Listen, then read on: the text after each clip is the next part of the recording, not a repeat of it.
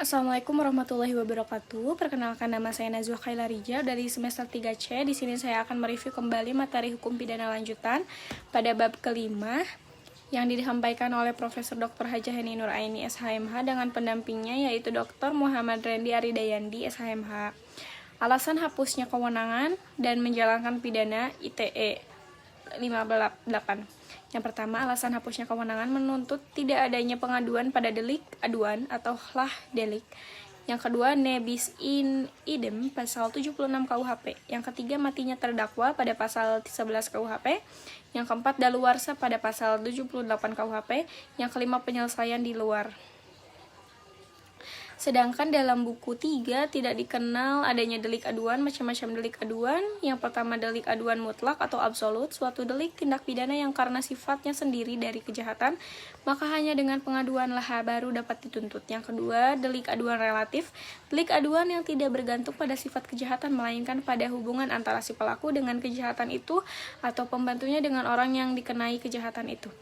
Ada daluarsa verjaring pada pasal 78 KUHP. Alasannya diberlakukannya daluarsa adalah karena sangat mempengaruhi daya berlakunya penuntutan sehingga memperlemah ingatan terhadap gangguan atas ketertiban yang telah dilakukan, dengan demikian mengurangi pula kegunaan dan penuntutan pemidanaan, menyulitkan pembuktian karena memperkecil kemungkinan akan berhasilnya penuntutan. Dari maksud dari daluarsa atau tenggang waktu ini adalah untuk memberikan kepastian dan ketertiban hukum, terutama untuk penuntut umum dan terdakwa, terlebih-lebih untuk terdakwa. Daluarsa adalah sesudah 6 tahun. Yang pertama, untuk kejahatan yang ancaman hukumannya pidana penjara lebih dari 3 tahun, daluarsa adalah sesudah 12 tahun. Sedangkan untuk kejahatan yang diancam pidana mati atau seumur hidup, daluarsanya adalah sesudah 18 tahun. Macam-macam gerasi. Yang pertama, ada gerasi duduk.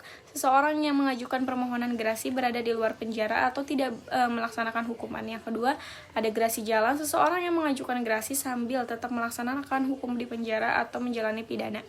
Yang ketiga, ada gerasi jabatan. Permohonan gerasi diajukan oleh pejabat yang berwenang atau hakim atau lapas karena merasa ada putusan yang dianggap merugikan terhukum. Perbedaan antara gerasi dengan amnesti dan abolisi: gerasi merupakan masalah yang menghapuskan atau meringankan hukuman, sedangkan amnesti adalah masalah dan menghapuskan tuntutan dan hukuman, dan abolisi adalah masalah dan menghapuskan tuntutan.